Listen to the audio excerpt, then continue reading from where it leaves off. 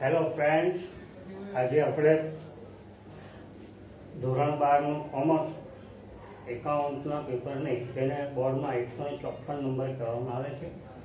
તમારો chapter number 1 ભાગીદારી વિષય પ્રવેશ.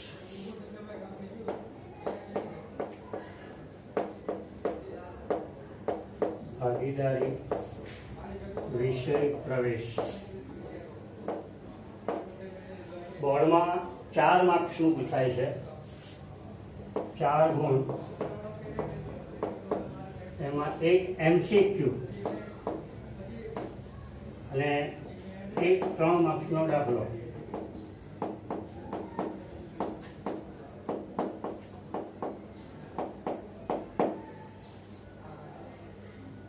હવે ભાગીદારી પેઢી એટલે શું? હવે સામાન્ય રીતે જોવામાં આવે, એક વ્યક્તિ દ્વારા જ્યારે ધંધો કરવામાં આવે તો તેને આપણે એકાંકી પેઢી કહેવાય, અને જે આપણે ધોરણ 11માં શીખીએ. હવે એની થોડીક મર્યાદાઓ છે કે એક વ્યક્તિ દ્વારા બધી જગ્યા પર ધ્યાન આપી શકાતું નથી. જેમ કે દુકાન ખોલવી, કે ખરીદી કરવા જવી, કે અન્ય જગ્યા પર ઉઘરાણી કરવી. બરાબર?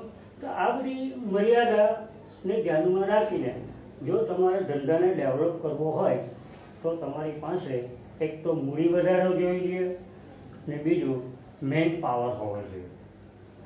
તો આ એકાંકી વેપારી પેઢીની જે મર્યાદા છે તેને લીધે ભાગીદારી પેઢીનો અસ્તિત્વ થાય છે. એટલે તમને સામાન્ય રીતે ખબર પડી ગઈ હશે કે ભાગીદારી પેઢીમાં 2 કે તેથી વધુ વ્યક્તિઓ હોવી છે તો જ ભાગીદારી પેઢી અસ્તિત્વમાં આવે. હવે ભાગીદારી પેઢીમાં આમ જૂનો પેઢીનો કાયદો છે 1932. પેઢીનો જૂનો કાયદો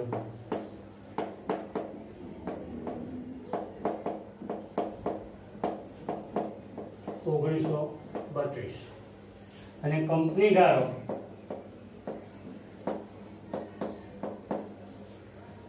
2013 જાન્યુઆરી.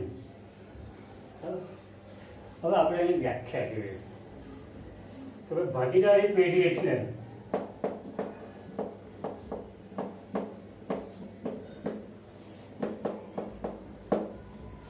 બે કે તેથી વધુ વ્યક્તિઓ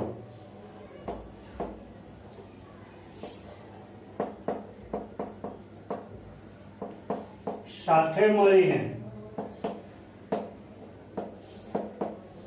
કે બધા વતી એક દ્વારા સંચાલન થાય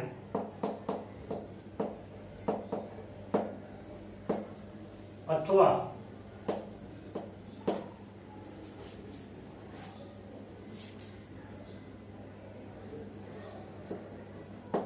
બધા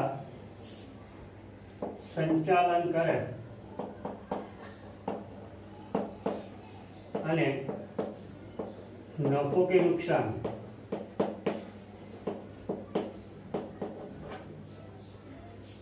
કરાર અનુસાર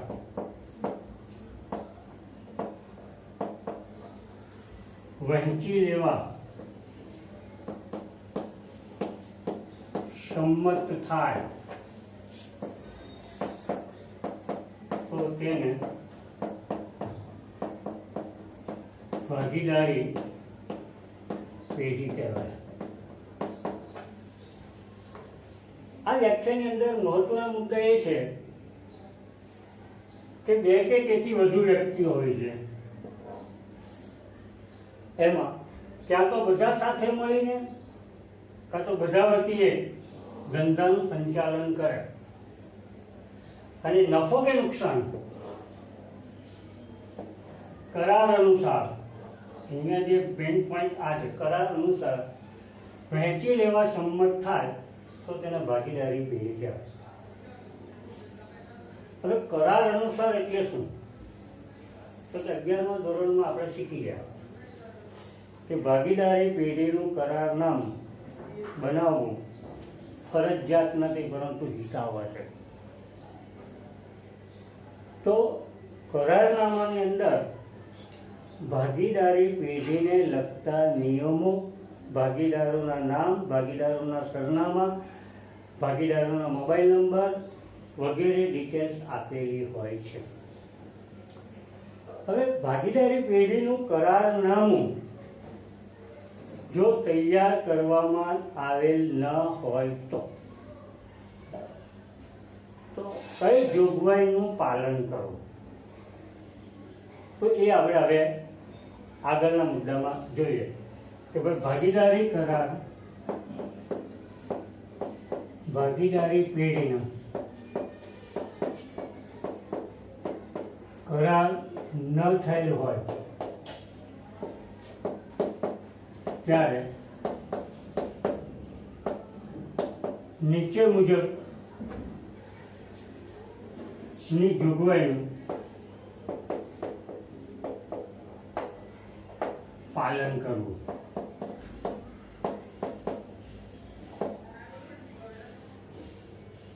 આ મુદ્દો આખા ચેપ્ટર્સનો મહત્વનો મુદ્દો છે, કારણ કે એમાં દાખલા ગણવામાં તમને વધારે સરળ પડશે. તો જોઈએ પહેલો મુદ્દો, ભાગીદારને મૂડી પર વ્યાજ મળશે નહીં. બીજું, ઉપાડ પર વ્યાજ ગણી શકાય નહીં. ઉપાડ પર વ્યાજ ગણી શકાય નહીં. પહેલો કે કોઈ ભાગીદાર મૂડી પર વ્યાજ માંગે તો તેના પર વ્યાજ એ આપી શકાય નહીં. તે જ રીતે ભાગીદારે ધંધામાંથી ઉપાડ કરેલો હોય તો પેઢી ઉપાડ પર વ્યાજ ગણી શકે નહીં. ત્રીજો મુદ્દો, ભાગીદારને પગાર, બોનસ, કમિશન કે મહેનતાણું મળી શકે નહીં. કોઈ પણ ભાગીદાર પગાર માંગે, બોનસ માંગે, કમિશન માંગે કે મહેનતાણું માંગે તો તેના પર એને મળી શકે નહીં. ચોથો મુદ્દો જોઈએ છે,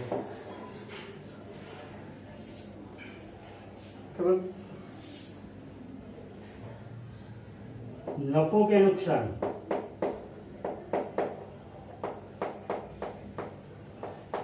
નફો કે નુકસાન હંમેશા નફા નુકસાનના પ્રમાણમાં વહેંચવું અને જો ન હોય તો સરખા પ્રમાણમાં વહેંચવું.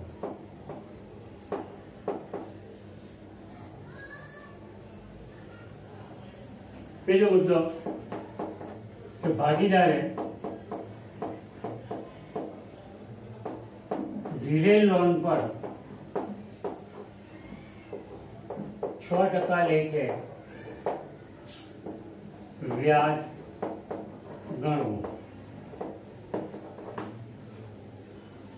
જો ભાગીદાર પેઢીને લોન આપે તો ફરજિયાત 6% લેખે વ્યાજ ગણવું, પરંતુ જો પેઢી ભાગીદારને લોન આપે તો વ્યાજ ગણાય નહીં. આ મુદ્દો ખાસ ધ્યાન રાખજો.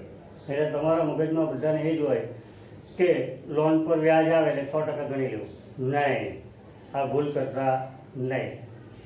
જો પેઢી ભાગીદારને લોન આપે તો વ્યાજ ગણાય નહીં. ખાસ અગત્યનો મુદ્દો છે.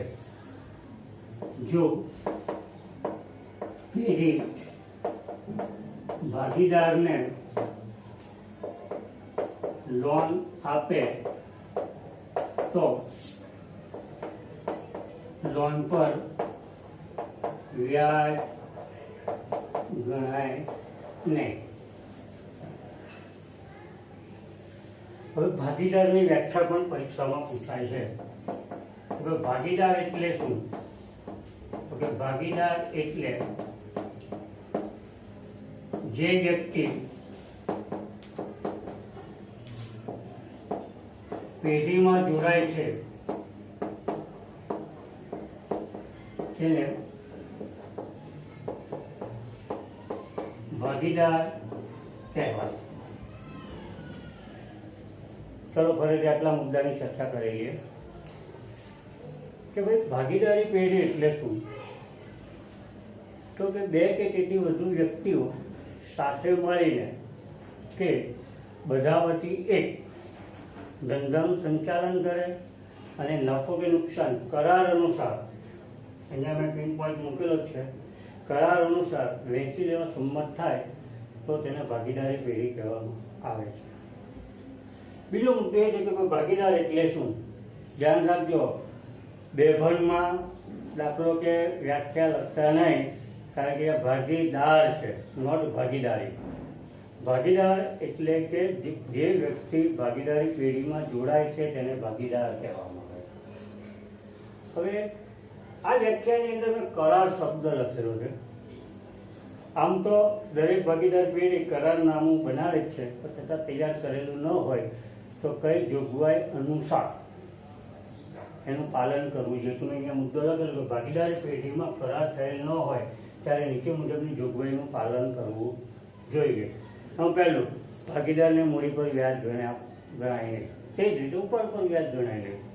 કોઈ પણ ભાગીદાર બોનસ, કમિશન, મહેનતાણું માંગે તો આપવામાં આવતું નથી. અને નફો કે નુકસાન હંમેશા નફા નુકસાનના પ્રમાણમાં જ વેચાય.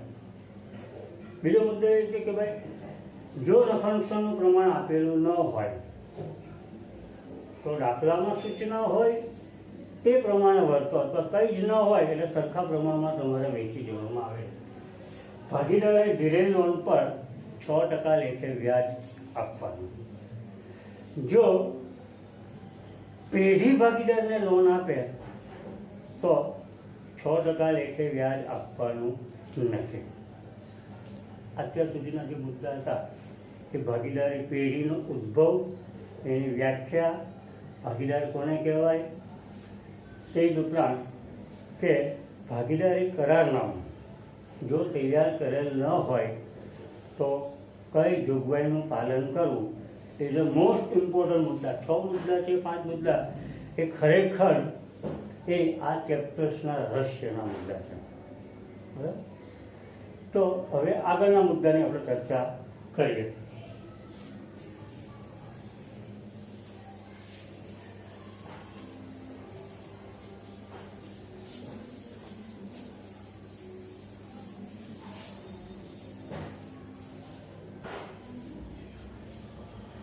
મૂડી રાખવાની પદ્ધતિ.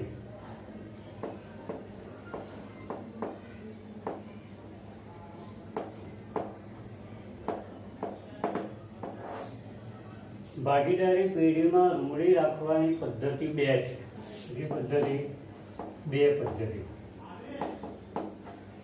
એમાં પહેલું સ્થિર મૂડી ખાતા પદ્ધતિ.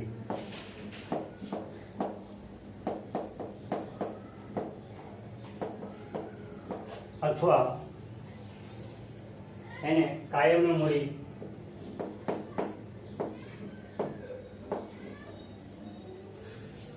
બીજું અસ્થિર મૂડી ખાતા પદ્ધતિ.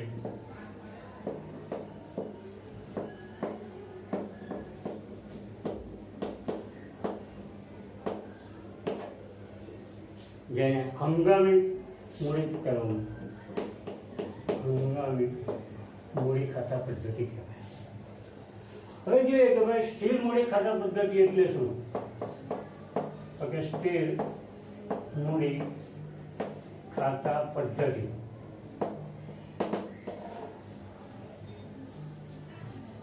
કે જે ખાતામાં શરૂઆતની બાકી અને છેવટની બાકી વચ્ચે કોઈ તફાવત ન આવે તો તેને સ્થિર મૂડી ખાતા પદ્ધતિ કહેવાય. ફરી એકવાર, કે ભાઈ જે ખાતામાં અથવા જે મૂડીમાં શરૂઆતની મૂડી અને છેવટની મૂડી વચ્ચે કોઈ તફાવત ન આવે તો તે પદ્ધતિને સ્થિર મૂડી ખાતા પદ્ધતિ કહેવાય. તો વ્યાખ્યા જોઈએ કે જે પદ્ધતિમાં શરૂઆતની મૂડી અને છેવટની મૂડી વચ્ચે કોઈ તફાવત ન આવે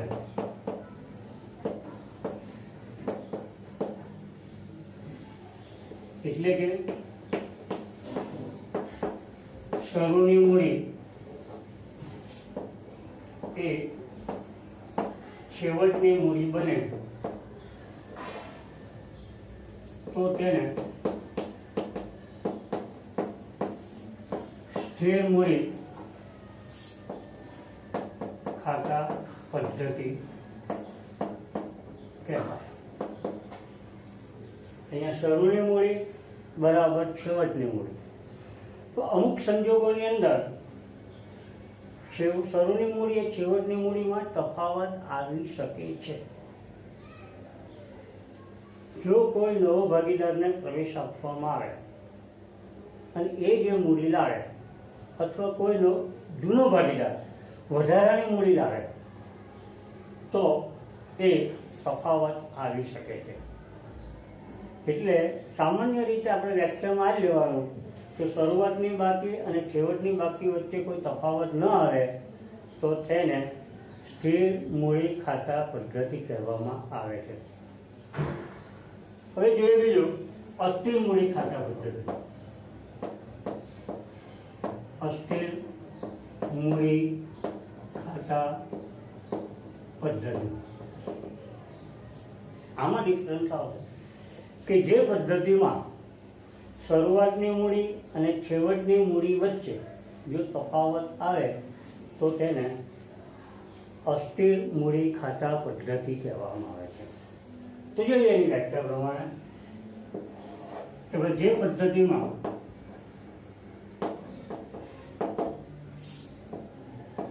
શરૂની મૂડી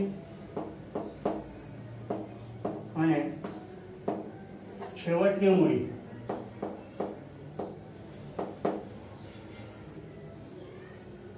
તફાવત આવે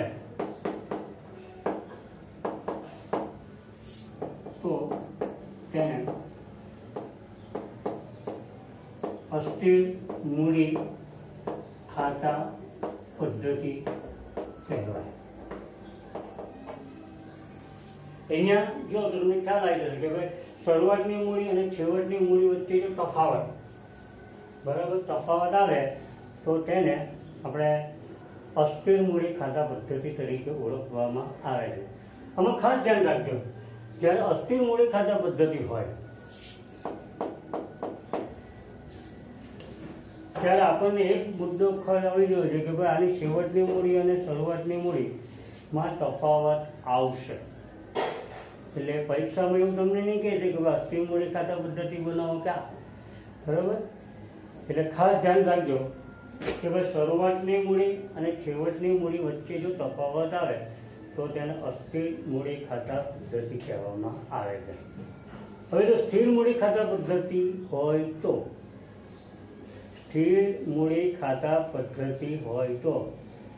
ચાલુ મૂડી ખાતા આવે. અસ્થિર મૂડી ખાતામાં ચાલુ મૂડી ખાતા નહીં આવે, ખાસ ધ્યાન રાખજો.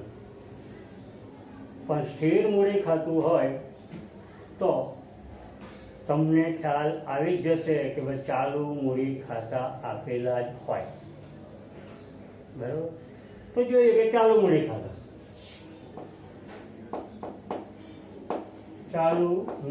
ખાતા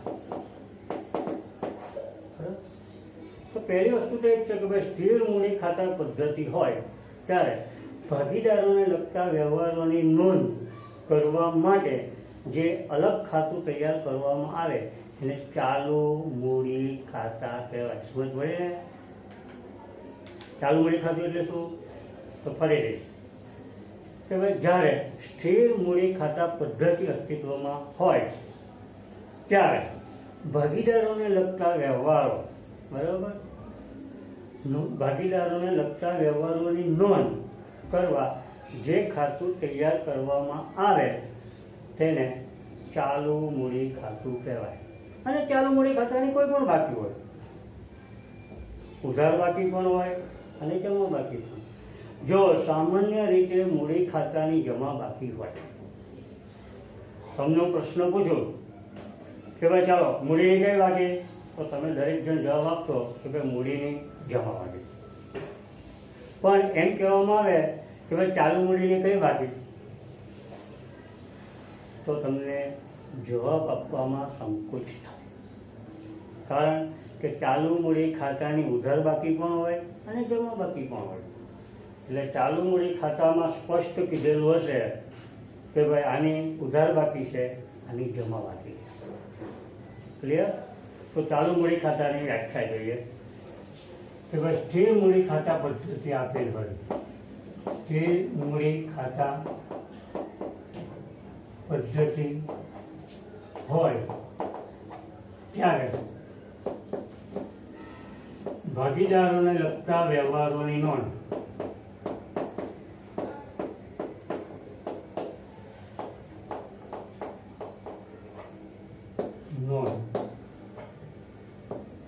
કરવા જે મૂડી ખાતું બનાવાય તેને ચાલુ મૂડી ખાતું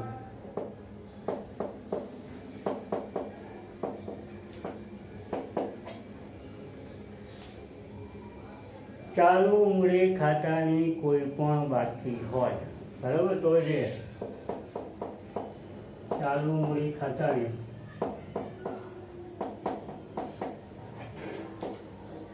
ઉધાર બાકી કે જમા બાકી હોઈ શકે. પણ મૂડી ખાતાની જમા બાકી જ હોય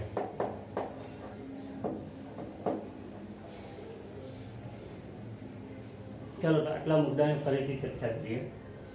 તમે મૂડી રાખવાની પદ્ધતિ કેટલી છે? 2. પહેલું સ્થિર મૂડી ખાતા પદ્ધતિ, બીજું અસ્થિર મૂડી ખાતા પદ્ધતિ. સ્થિર મૂડી ખાતા પદ્ધતિ એટલે શું કે ભાઈ શરૂઆતની મૂડી અને છેવટની મૂડી વચ્ચે કોઈ તફાવત આવે નહીં, તો તેને સ્થિર મૂડી ખાતા પદ્ધતિ કહેવામાં આવે છે. અસ્થિર મૂડી ખાતા પદ્ધતિ એટલે શું તો કે શરૂઆતની મૂડી અને છેવટની મૂડી વચ્ચે જો તફાવત આવે તો તેને અસ્થિર મૂડી ખાતા પદ્ધતિ કહેવામાં આવે છે.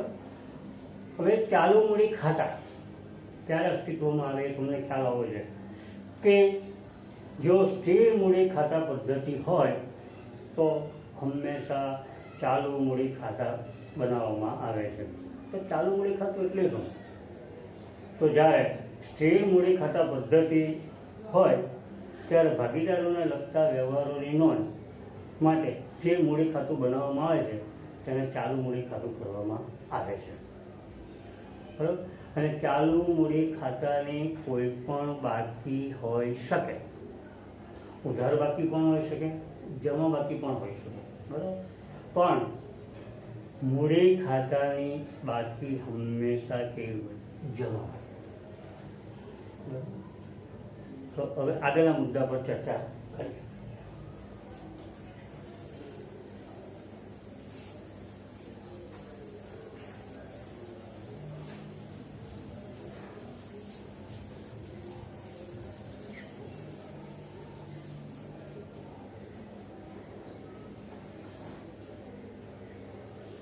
હવે ધીરે ધીરે દાખલા પર જોઈએ.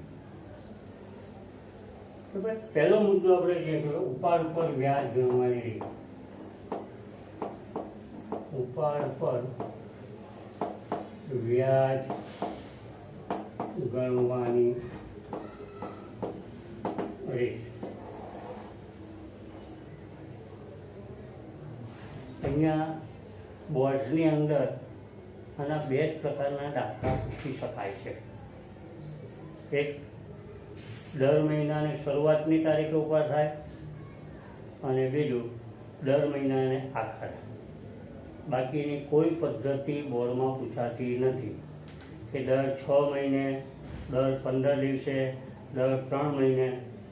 આના દાખલા અપેક્ષિત નથી. ફક્ત બે જ પ્રકારના દાખલા પૂછી શકાય છે. એમાં પહેલું દર મહિનાની શરૂઆતમાં ઉપર થાય અને બીજું દર માસને અંતે. હવે એક વસ્તુ આમાં ખાસ ધ્યાન રાખજો કે દર માસની શરૂઆત હોય કે દર માસને અંતે હોય, બંને પદ્ધતિમાં વર્ષમાં 12 વખત જ ઉપાડ કરી શકાય. પછી શરૂઆતમાં હોય કે અંતે હોય, વર્ષમાં કેટલી વખત ઉપાડ થાય? 12 વખત ઉપાડ થાય. તો જોઈ જાવ આપણે કે ભાઈ કેટલી પદ્ધતિ છે? 2. તમારી પહેલી પદ્ધતિ દર માસની શરૂઆતમાં,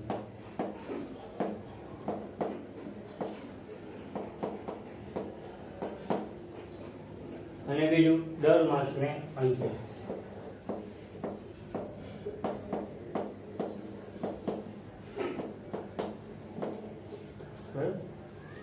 વર્ષમાં કેટલી વખત ઉપર થાય? 12 વખત. આ બંને પદ્ધતિમાં વર્ષમાં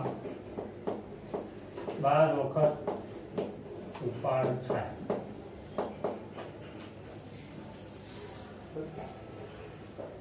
હવે માની લો કે દર માસને અંતે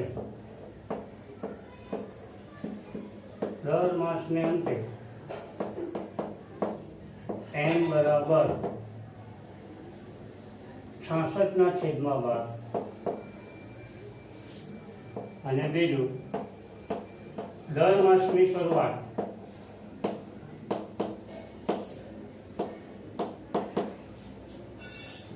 n બરાબર 78/12.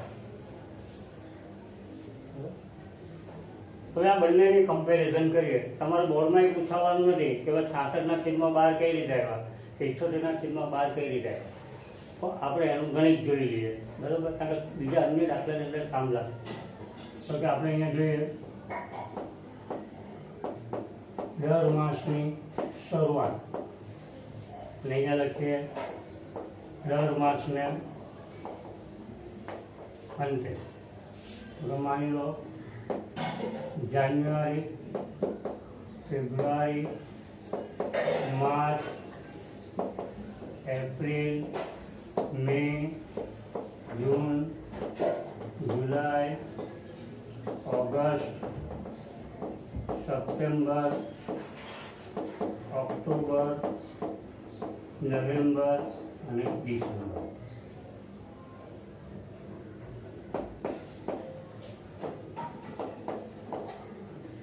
જો દર માસની શરૂઆતમાં હોય તો પહેલે મહિને તમે જે ઉપાડ કરો છો તેના પર 12 માસનું વ્યાજ લાગશે, બરાબર? 1 મહિનો પૂરો. બીજે મહિને જ્યારે તમે શરૂઆતમાં ઉપાડ કરશો ત્યારે એના પર 11 મહિનાનું વ્યાજ લાગશે. ત્રીજે મહિને જ્યારે ઉપાડ કરશો ત્યારે કે 10, એ જ રીતે 9, 8, 7, 6, 5, 4, 3, 2 અને 1. આનું જો તમે સરવાળો કરો તો 78 થશે, બરાબર? આ બાજુ જોઈએ કે જાન્યુઆરી મહિનાના એન્ડમાં જો ઉપાડ કરે તો અહીંયા 11 માસનું વ્યાજ ગણાશે. પછી આવશે 10, 9, 8, 7, 6, 5, 4, 3, 2, 1 અને છેલ્લે 0 કમ્પલસરી. તો અહીંયા આવશે 66. તો આ ધ્યાન રાખજો કે દર માસની શરૂઆતમાં હોય તો 78/12 અને દર માસના અંતે હોય તો 66/12. અહીંયા ખાસ ધ્યાન રાખજો કે આ પદ્ધતિ બંને પદ્ધતિમાં દર માસે એક સરખો ઉપાડ કરવામાં આવે.